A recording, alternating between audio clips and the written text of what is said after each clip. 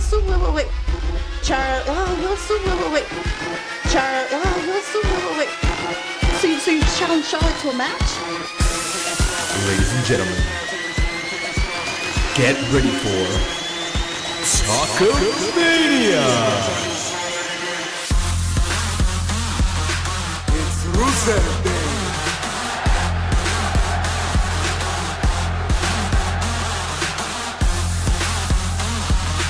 I'm not finished with you! That, my friend, is gonna leave a mark. I love black eyes. Where are you, Dango? All before you were wearing a training bra. Ladies and gentlemen, welcome for another exciting episode of Talkamania. I'm your host Desmino, here with J-Bomb. Say hello, J-Bomb. Hey, what's up, man? Dude, you have so much enthusiasm every time we start an episode. Because I'm excited. I'm excited to start an episode. I'm excited to get into the nitty-gritty of wrestling. And I'm excited to be here with you, my buddy. Dude, it's late. It is late. We're doing a late recording tonight, guys. Very late. I saved all my enthusiasm for that opening. You're going to see me slowly fall asleep as the recording goes on. Drink, bitch. Have a beer, man. I am Yeah, actually yeah. having a beer, yeah. So Smackdown just ended. Literally just ended. And this It literally did, yeah. is the schedule that we always kind of wanted to do, and I guess we're finally doing it now. And I'm not gonna lie, I'm pretty tired. Yeah, we're old. It seems to be the reality of it. So it's not the perfect world. We were like, oh, should we record Raw after Raw and SmackDown after SmackDown, combine the two? But no, we wanted it to be a natural flow. Makes sense. Plus, we're also busy this week, so we're trying to nail up the show a bit early this week. Yep. Tomorrow we are headed downtown Montreal, Piranha Bar, St. Catherine Street. Ken Shamrock will be there live, folks, in Montreal. Check it out. We'll be meeting him and hanging out and having some good times, having some brewskis, and we'll take some pictures and we'll share it with you guys. He's our new best friend, basically. Jay keeps asking him to be his best friend, and he keeps not returning his phone calls. So Dude, we're best friends. we are, I guess. You are. For those of you who've been living under a rock or haven't heard our podcast, we had an awesome interview last week. Ken Shamrock, he was on Talkamania. He was actually our first guest on Talkamania. Yeah, it's pretty cool. Oh, not first guest. First interview. I guess we called J-Ro a guest. Yeah, that's true. Yeah. I mean, come on. That guy is a legend. Who, J-Ro or... J-Ro. Oh, okay. Yeah, it was very cool to have Ken on the show after, I guess it went well. The promoters from his live tour got in contact with us after the show as well. They're going to be hooking us up with some stuff. So we're going to be meeting Ken tomorrow night, so that's going to be really exciting. I'm looking forward to it. Yeah, absolutely. I mean, the interview was a thing on its own, but to be able to meet him intimately tomorrow. Ooh, intimately. No jokes. But yeah, it's going to be cool. I've been following what he's been doing. He's been going across Canada for his tour, meeting fans, doing press, doing radio, doing TV, just basically telling stories. I'm sure he's talking about the same things over and over, but that's the thing, you know. He's answering those questions. And he seems very humble in his interview. Yep. He's very happy, and he wants to give back to the fans now. So that's really cool. If you guys have any suggestions for... I guess at this point we will have already sat down with him, so it doesn't matter. No, let's release this. We're going to be releasing this Wednesday morning. Screw it. So if you do listen to this during the day and you do want us to ask Ken something tonight, just post it on our Twitter. Maybe we'll do some periscoping from there. We'll see what the vibe is like. Cool. Yeah, it's been a while since I've been to the Piranha Bar, but when we were a bit younger, we used to go there a lot of the time, and it's pretty cool. So if you're in the area, check it out. If not, just follow him. Also, the World's Most Dangerous Podcast. It's a really cool podcast, and he talks about all kinds of things, and he'll let you know where he's going. So check it out. If you were a fan of Ken Shamrock, which I was, so this interview is extra special for me. I know I was nervous when it first started, but as things went along, the guy's a really cool guy, made me feel really comfortable, and it was awesome and an honor to be able to talk to the guy. Fucking right, buddy. Okay, we got to get into Raw. We got to get the ball rolling on this one. So, what's your takeaways, man? How'd you enjoy it? Raw, SmackDown, they were okay shows. Not too much happened in hindsight. They've had a lot of time now to build up to Money in the Bank.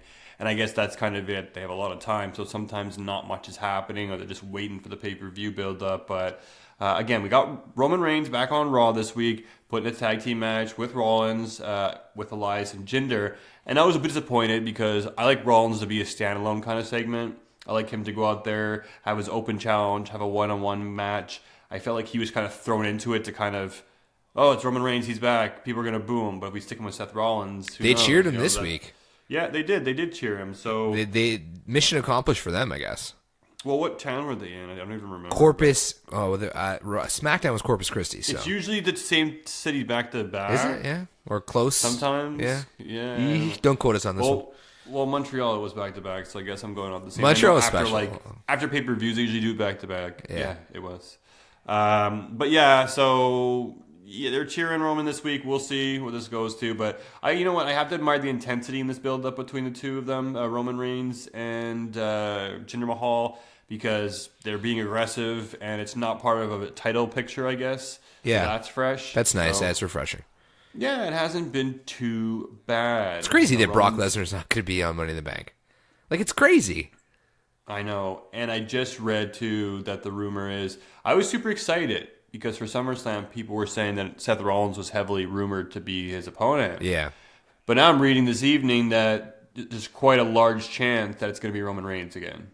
Oh, my God. You know what? I hope it is. I hope it is because the internet goes crazy. Everybody flips out. And... it's like, remember when we talked about Lana debuting and we said that it's probably going to be a train wreck, but we're really excited to see it? That's how I feel like every Roman Reigns main event is, so I'm cool. Well, yeah, I guess. I mean, you don't know what's going to happen, but I guess he'll finally get that win as soon as he beats Punk's record. But talking about Lana, too, I'm going to jump over to SmackDown for a moment. Yeah. So, this is what we do late at night. We're in the late night show. We jump all over the place. We break all the rules. But Lana, match tonight on SmackDown. Yep. Aiden English versus the Usos. So I guess I'm going to call Naomi an Uso. She is. But my question to you is, isn't it a bit odd that Rusev hasn't really been involved in their... It's going to be like Aiden and Lana and not Aiden, Lana, and Rusev? Now, I understand you're keeping Rusev in the Money in the Bank participant storyline. But why can't you have him in two storylines? Why can't he still be out there with Lana? I guess it's too hard for creative to keep up with. I don't know. It doesn't make sense. They don't want him there too much, maybe, in people's faces to think that they're like Rusev. I mean, I don't know. I think it's honestly, I don't know. Maybe they rather I don't know. Are they trying to get rid of Rusev Day Chance? Is that part of it? Well, they just released the Happy Lana Day shirt today now in WWE shop, so now she has her own. Maybe they're trying to get that over, but I don't see how the three of them could come out. I don't see how it was. I think you mentioned it last podcast. Why wasn't it like a six-person tag? Well, it goes back to what I was saying. They're trying to keep all the participants working in a story angle with each other that are in the Money in the Bank. Exactly what happened tonight. Samoa Joe. It's boring, though. Rusev. I know. But, I mean, my kind of point more or less would be that they could just have him in both segments. They don't, but that's kind of what our tripe was. We're talking about how, like, Stone Cold used to be in multiple segments back in the day. And The Rock would. It's like, why not? Like, why can't you have him there? It makes no sense. Unless they're going for, like, Lana spends too much time with Aiden and then Rusev gets jealous or something. Maybe. That's the only thing I was thinking that, too. On Raw, they did it with Ronda, though. Ronda was in, she was like on the microphone, she came down, she helped Nattie, and then she was backstage in another segment. I didn't catch the last like 15, 20 minutes of Raw, so I don't know if she showed up 3 times, but there was 2 segments with Ronda, and that was kind of nice to see. Yeah, I mean, Ronda's a special, I guess, case. They're showboating, they're showcasing her. I thought it was interesting this week. They had her come down and do commentary, so I was like, oh, wow, let's see how this goes. And, she kept it pretty basic, but she did a decent job. So basic.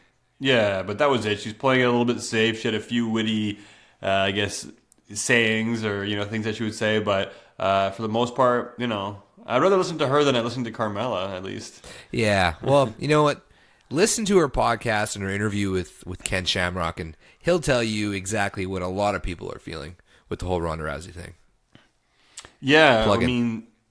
It's interesting you mentioned that because I was watching this week on SmackDown, Asuka taking on both Sonya Deville and Mandy Rose. That was good. And I'm looking at Sonya Deville, and she's supposed to be this tough, fighter. and I don't make that. She's missing that. She's also missing the aggressiveness. I don't take her serious.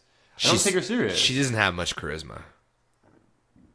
Is that it? Is it the missing charisma, perhaps? I don't know. She just doesn't like. She's not very good in the mic. It sounds very fake, but she's also pretty early, you know, like in her career. So I'm like giving her time to build up. But Mandy's way better than her, and she's just as early. Mandy's better than Mike. Yeah, Mandy's getting better as well. I love how it pains you to say it. She's getting better. I'm not saying she's good yet. I'm not a huge Mandy fan. Her music's good. I like it. Her porno entry is good. Yo, Lana's music. I hated that. I think last year we voted. That was J Bomb's tweet, by the way, saying that he loved it. I don't love it. Dude, it works so well right now. And I hated that theme last year. I think it was on our year end. I think I chose it as the worst theme of the year. Has she really had it now for that long? Oh, yeah. And like it hits, and I'm like, yes. And there's somebody else's who sounds very similar to it. Her first entrance was the best when she came out and she was all awkward and didn't know how to dance to it. It's classic. Yo, she's killing it, man. She's killing it. I will say that I was watching with my girlfriend tonight, and I was saying, man, she's actually starting to improve her wrestling skills. She did a few like really like sloppy like what was it, elbow drops on Naomi. It looked like she's gonna land on her head, like sit on her head. But outside of that, she's looking a lot better. She's got good psychology in the ring, so. You know what? I'm actually really excited to see how she fares in a ladder match. I want to see what she does. If she gets hit, I hope she takes a big bump. I would love to see that. That would really help her earn off stripes, of a ladder or something. That'd be yeah. It would really help her earn her stripes. I think if she did something like that. You got to think she's going to go through a table at some point. Or she's going to win it. She's going to be that sneaky person. How else would she win? You know, it's kind of makes you be like, really? And then like, well, the only conceivable way she's going to be a champion or win the title right now is if she wins that briefcase. I know, but I just can't see it being Mella and then her. I just can't see two like that in a row. Yeah, it would be a very similar kind of like run and cash in probably, man. I got to say, though, Carmella, I know she's capable of so much more. But she's such a terrible champion. I just find that she's coming out and doing the same promos all the time, copy paste. Terrible though. Yeah. Worse than Nattie. Bad. Yeah, I would say so. And I'm not sitting here and ripping Carmella because I think she has a lot of potential to be a really good heel. Yeah. But I think she goes out there and she's like, you know, give me the respect I deserve. Oh, I'm exposing Asuka for who she is because she lost. She's not the same. Like it's so copy paste. I've heard it all before. Like set yourself apart. You know, when you want to go down in history, you want to be known as one of the best women champions of all time. She's going down as like working hard, I for sure.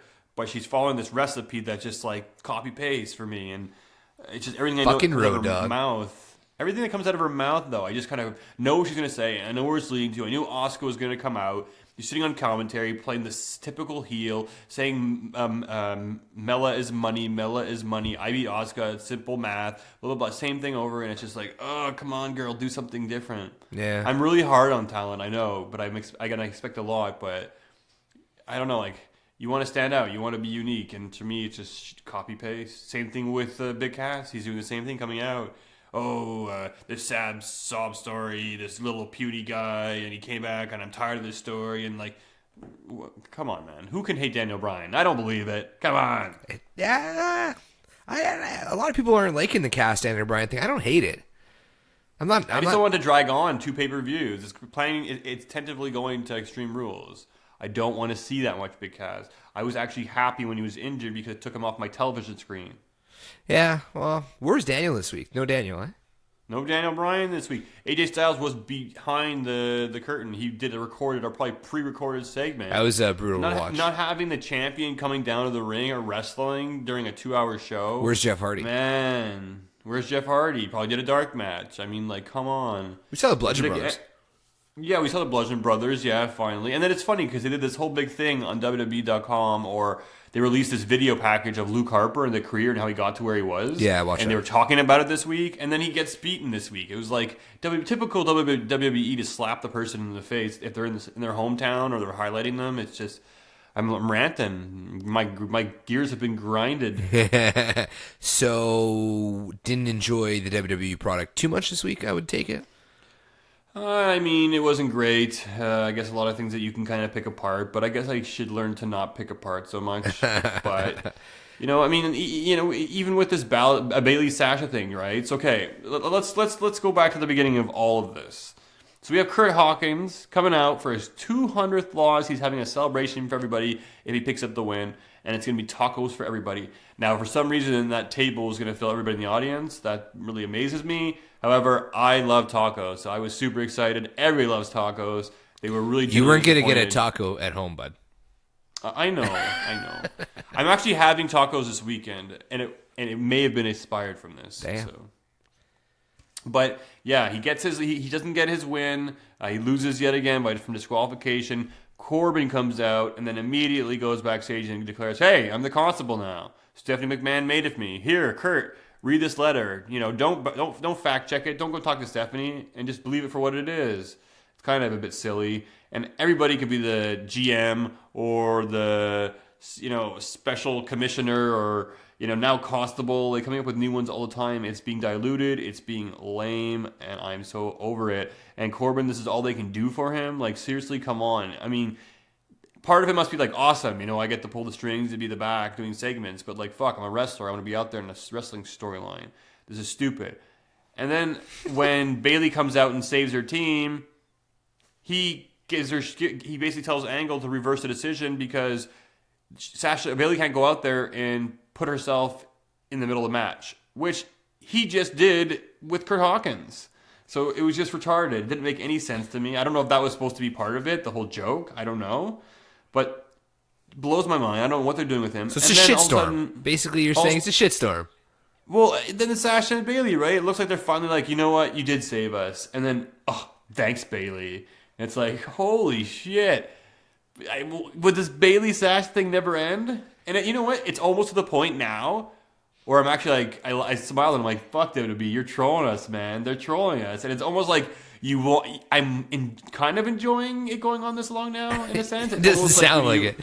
It's like pain for pleasure. It's kind of like, oh my God, this is so painful. But it's kind of like they've been dragging this thing out so long, which they don't normally do with storylines, that it's kind of like, what's going on? It's kind of like the Shane and Bryan thing. I was like, what was going on for so long? That eventually ended. Did Sasha Banks re-sign yet? That's the question. I remember reading about it. With the WWE, yeah, she signed a new contract like a week or two ago. Okay. I think we're going to see it progress a lot faster from after Money in the Bank. I think that was the whole thing. I think the storyline was kind of being dragged on because... You think Sasha was not going to sign a new contract? No, but I think it's a negotiation thing. I think if you don't have a superstar that's signed, I don't think they're going to put him into like a spotlight at that time. You know what I mean? You got to think it's tactics on their end. It would be... I would love to see a woman from the roster go into the indie scene and make a name for herself since Cody Rhodes did it. That'd be really cool. Tennille Dashwood? Isn't she out with injury immediately as she started being on the road again? No. She had a pretty good run. She debuted in ROH. She had a few things going for her, and then she got injured. But she was the one. Nope, she wasn't the one. She was. There will be a one though. No, I don't think so. I'm not saying she's bad or anything, but she's not phenomenal. Who is phenomenal? AJ Styles. Hey, he looked like a part of the women's division tonight with his haircut. So much, too much. It's ridiculous. But that backstage promo, oh my God, it's getting ridiculous. The slap was good. Yeah, the slap was good, but like the pen's not working. He throws the pens. Like, what is this shit, man? Man, speak it to English. Have you been watching the Chris Jericho? Have you been watching the Chris Jericho promos he's been cutting on Nattie? Yeah, well, so here's the thing. I saw the promos he's been cutting, and they're pretty interesting. I like them. He's getting face over and all that stuff. But the thing I'm more interested in is his announcement today on the Jericho Cruise. He's announcing that Impact Wrestling, TNA Impact, is now part of Jericho Cruise. Now, that probably isn't the wisest move for him to make. He probably doesn't give a fuck anymore. What do you mean wisest move? He can do whatever the hell he wants. Yeah, that's pretty much it. But, what's not wise about that? That's freaking genius. Revolutionary. Maybe he'll find a way to intertwine the two companies or I just think that if WWE, they pretty much freaking own the world, right? So why don't they have the wrestlers do more of this kind of shit? It would only make sense for them. Yeah, maybe. They thrive on competition, so maybe that helps. There's no competition. Not really. I mean, Austin Aries just unified their championships on Impact. It means nothing. It means kind of nothing. But, I mean, good for the guy. He's happy. He's got a good schedule and salary. And now he's challenging Neville to go over there. Yeah, that's really cool. A tweet. You see the tweet he released? Yeah, it was pretty cryptic. He's like, once you're released from your shackles. Yeah, once like, you've served your time or whatever, or your sentence. Yeah. It was good. Yeah. Austin Aries doesn't do it for me, though. Even on the indie scene. Doesn't do it. Yeah, I mean, the fact that he's their like main guy, it's kind of like, okay. I mean, not to knock him too hard. I kind of like him, but like making him your main guy, like this, he's tiny. He's tiny. Not, but the indie scene is tiny. It is tiny. Yeah. Just like the tag team picture right now, just doesn't seem like much is going on except for the B team. Yeah, that was okay. I enjoyed that. It was stupid how the rules worked though. If one of them went out, the other one went out. That was kind of silly. But that's always how it worked. I always think people were saying how cool it would be if like both had to go out, like you had 2 chances to do it. But then it becomes a time factor, I assume. But that's normal rules, man. Yeah, fuck, there's 3 hours of goddamn Raw. I know. Cut out a couple Burger King commercials. You know what I mean? I know. But that's the thing, too. Drew McIntyre and Ziggler got inserted. I'm like, oh, they're in the match? Like, how? Whoa, maybe they're going to win it. And then Ziggler gets knocked out by Tyler Breeze.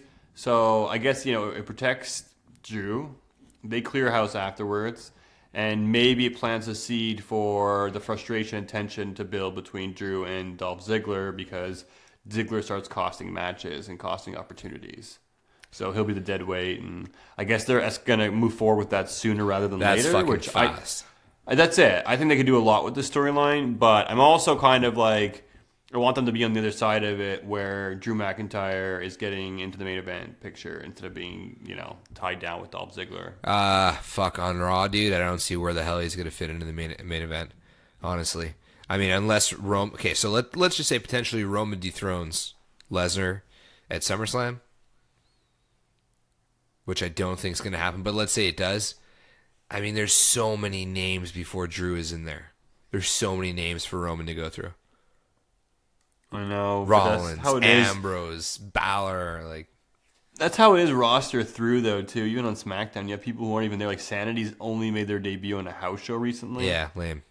It's like, come on. They don't have time for anybody. Almost is in backstage segments. They just have too many people pulled up to the roster. They don't know what to do with them. There's too many people everywhere. There's too many people everywhere. It's like literally, like even Samoa Joe. Like I don't feel like I've seen Samoa Joe, even though I've seen Samoa Joe. You know what I mean? I feel like I can't. There's no connection there. I don't know. I really think that not having like a storyline per episode is really hurting the product. Really, really hurting the product. And this big gap between, what was the last pay-per-view, Backlash, which was like really a tie-over. So it's been, and Greatest Royal Rumble was a tie-over. So it's been since WrestleMania that we haven't really had a storyline-driven pay-per-view. No, but I kind of enjoyed when the Greatest Royal Rumble came up because it was something kind of fresh and new. There's lots going on at one time, so they kind of can get by with not having to have storylines. Yeah, but we hated the product during that time. We were complaining about the product like crazy during that time. More than tonight. We've been complaining about the product like crazy. No, we liked it like 2-3 weeks ago. We did. We really liked the first few weeks of the build to Money in the Bank, and after all of the what's the word I'm looking for there? When you win a match and you're in the Money in the Bank. What's this called? Qualifying? Yeah, qualifying. It's late, folks. It's late. Once the qualifying was finished, it died. There was no mid-card storylines to carry any of the weight, and they just literally were like, let's just have them all fight each other in different combinations for the next 5 weeks or 4 weeks. Like, Lana has been the best part of the WWE product since the qualifying matches. One of the best parts. What else? What else? Yeah. Off the top of your head. B Team. Oh, yeah, B Team's good. Okay, now you got me there. Okay, B Team's good. So just stupidity. It's pretty much it. Well, that's kind of it. Yeah, they've been kind of standing out because I think the comedy relief has been a little bit more entertaining than the actual matches themselves. This week we had Becky and Charlotte as well, and I was super excited for that. I was like, wow, they have their match. I think Charlotte has one up over Becky, and this was kind of to even it out. Yep. And Becky pulled it out. The match itself I found wasn't that great. I thought it was okay. I thought it was a little bit clumsy at times. But, cool to see Becky win.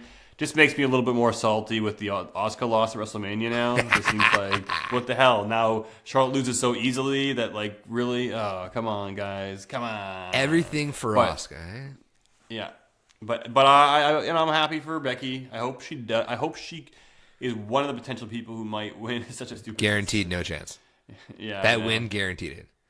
Yeah. And I think it honestly kind of takes Charlotte out of it as well. I feel like there could still be some kind of injury in somebody that gets taken out at the last minute. What's with Nattie right with her knee? Yeah. Is she going to be in this ladder match now? Yeah, I think they said on SmackDown that she was cleared. Her and Ember Moon. I don't know what happened to Ember Moon, but... I don't remember anything happening to Ember Moon specifically. Yeah. So what kind of fake injury did she have or whatnot? But Money in the Bank is, 2 weeks away? A week from Sunday. One more week. Yeah, exactly. Okay. 1 week from Sunday. And with Nia Jax and Nattie, right? We're just talking about Nattie. Okay, first Nia Jax this week. We saw Nattie get beaten by a Samoa drop. Her knee went out.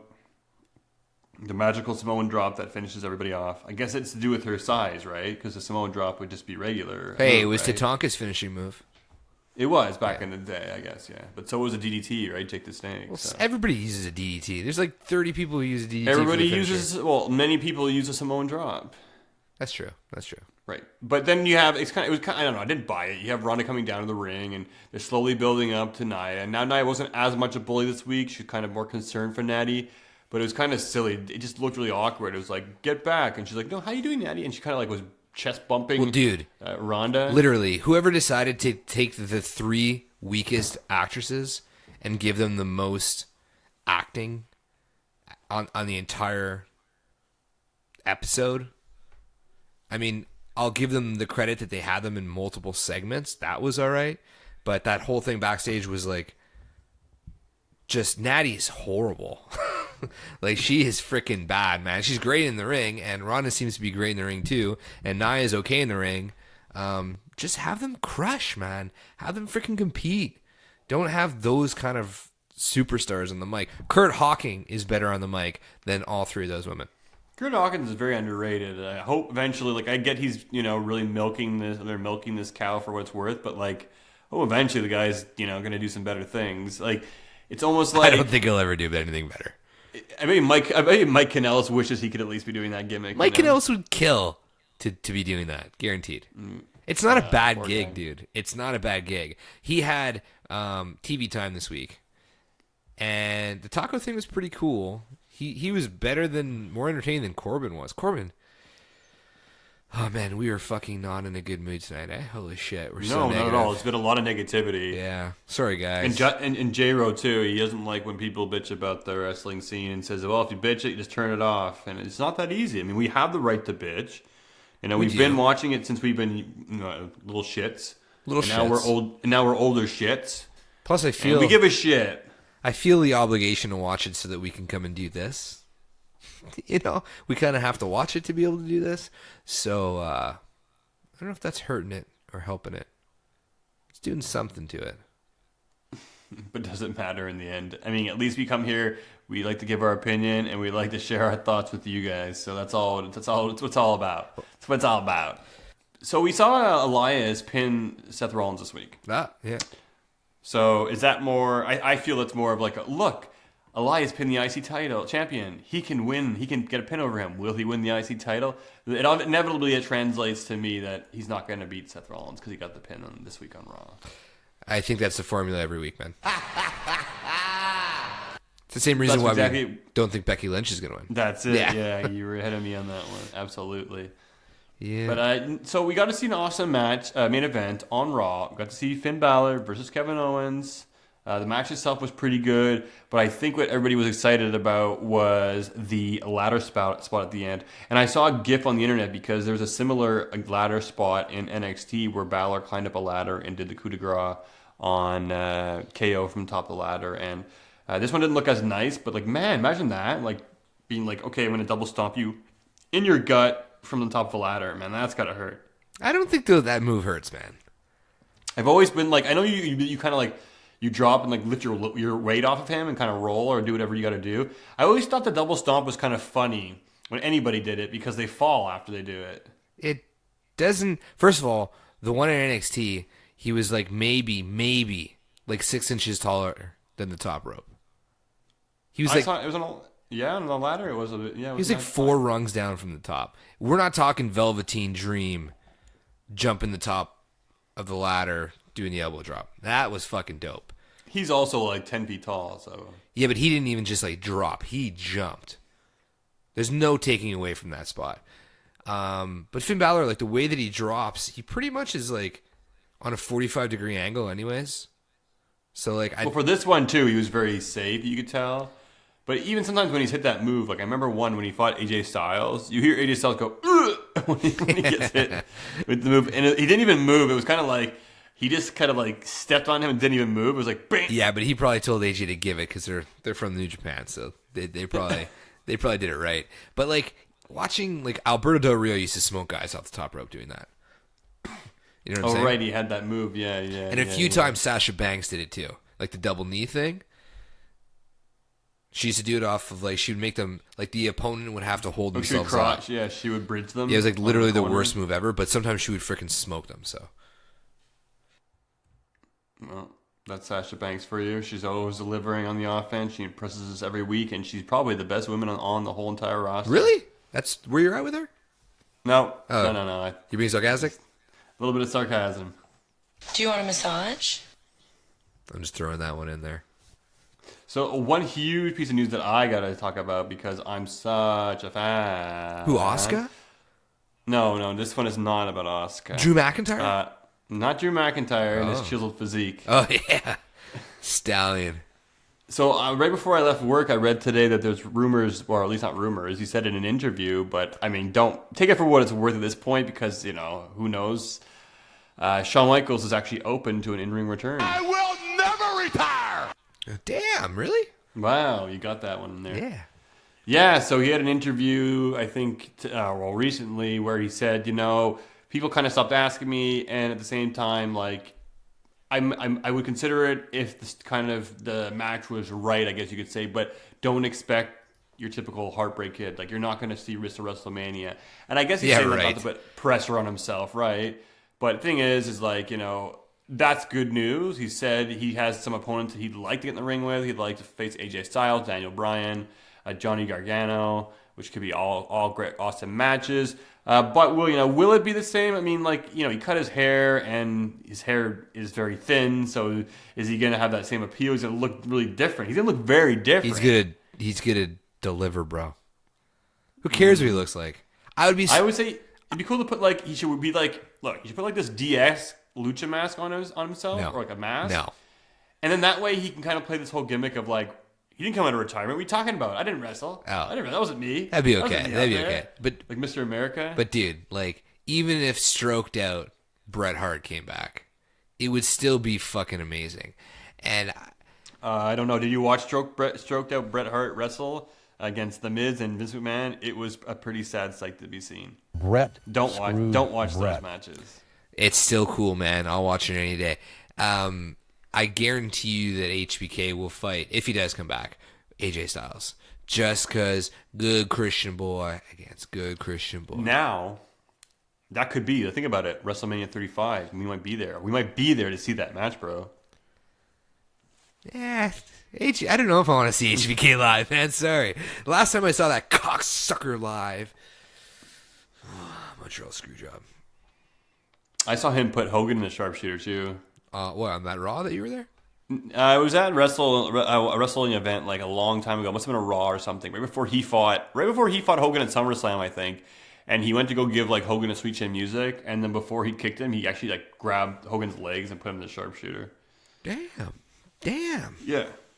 But anyways, that's huge news. We'll see where it cool. goes from here. Take it for what it's worth, folks. I mean, it might not be anything major. It might be just a tag team match with Triple H. Who knows?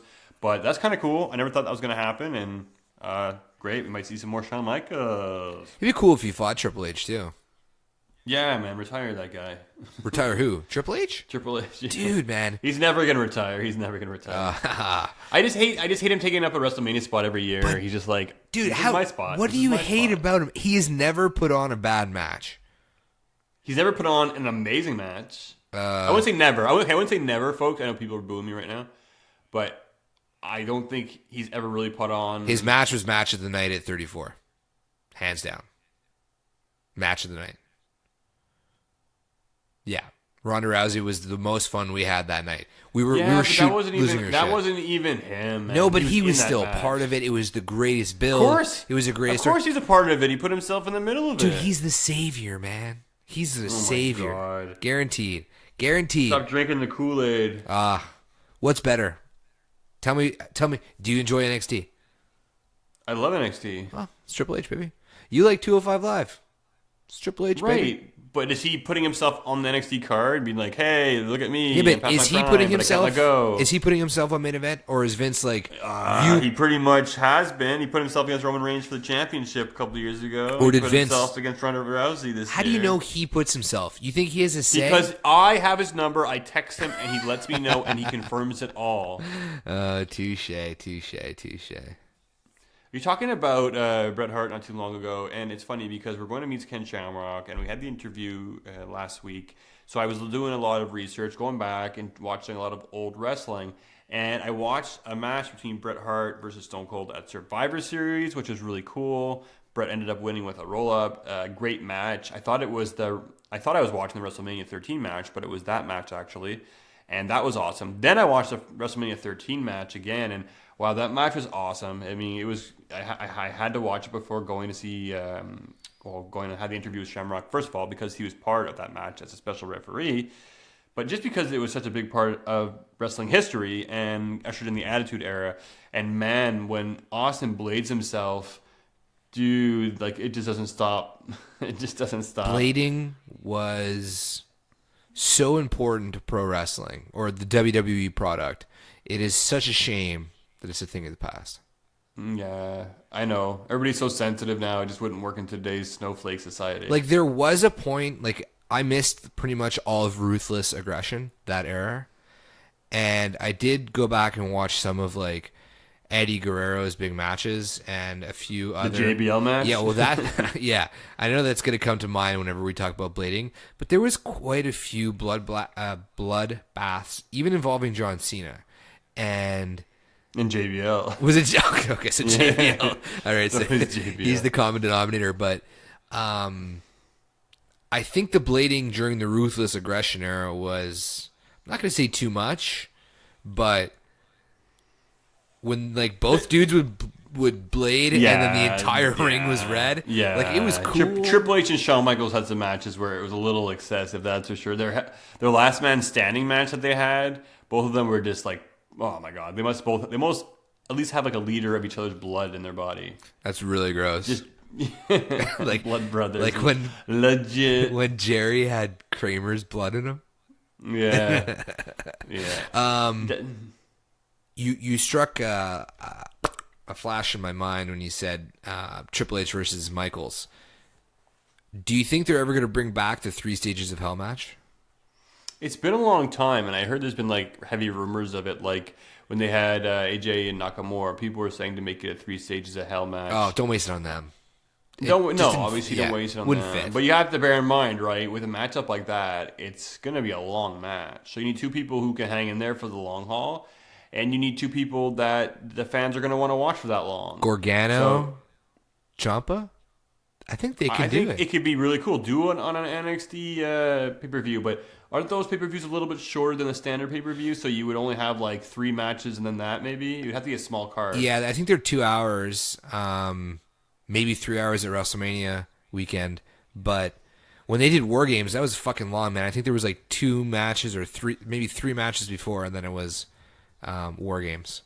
But I don't know. I don't know if there's anybody currently on main roster that can pull that off. There's no feuds. I mean, maybe Dean and Seth can do it if they had a really good program.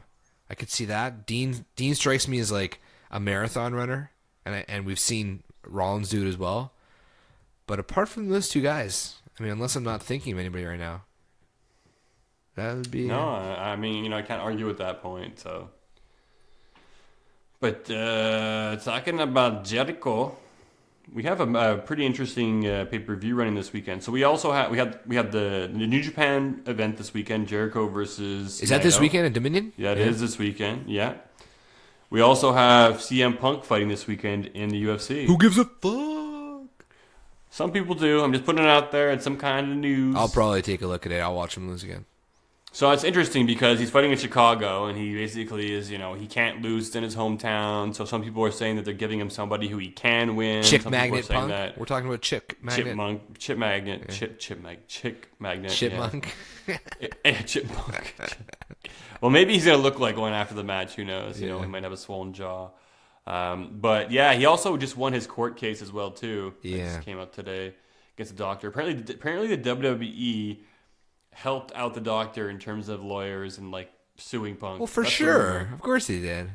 It's their doctor. They have to. I guess they wanted to back him, right? Yeah. Dragging Talkamania into it seemed a little bit weird. The guy just had him on his podcast. That's like all he did. So it's like if Ken Shamrock talks shit about WWE and then we got sued. Yeah, I plugged it again. I would fucking love it. That'd be so dope. Be like, I'm getting sued. But he wanted like $1 per listen on the podcast, and it was like $3 million, something like that, dollars.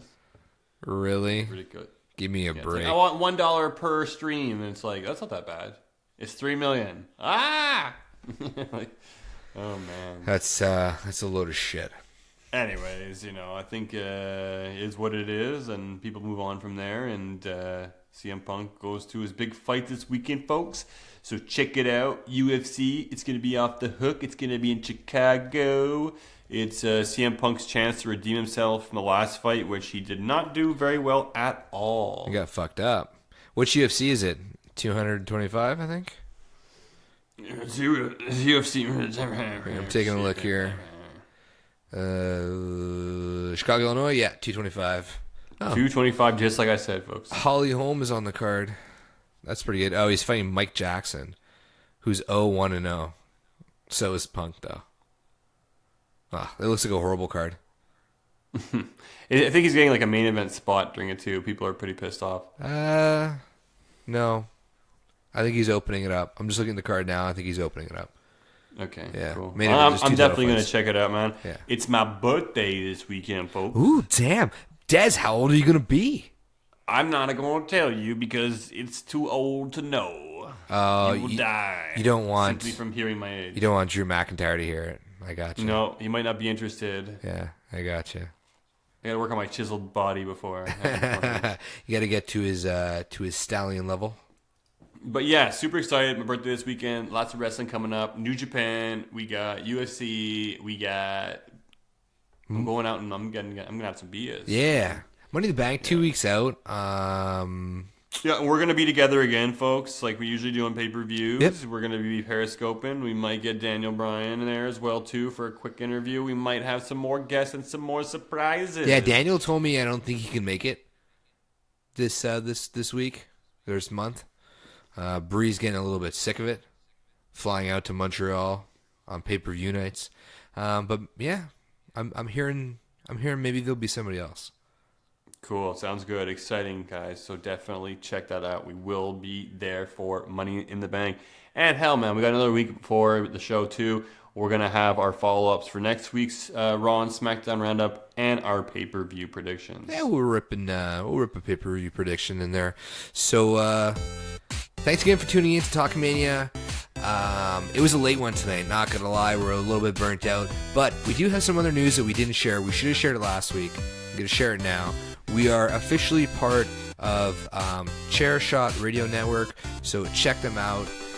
You can find them on Twitter. You can find them online. Chair Shot Radio. You can find them Blog Talk Radio, thechairshot.com.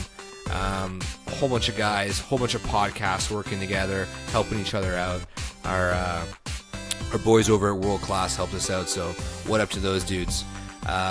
We'll be back at probably periscoping tomorrow night if the mood is right with Ken Shamrock. If you haven't listened to that interview, go check it out. It's all over our social media. It's everywhere. And go to ProWrestlingTees.com. Support the podcast. buy a t-shirt. Our 4th design is out. Our summer design. It's retro. It's awesome. It's awesome. Check it out. So, on behalf of J-Bomb, I'm out of here. Dez, say bye. Happy Rusev Day, friends. Suckers walk! Ugh.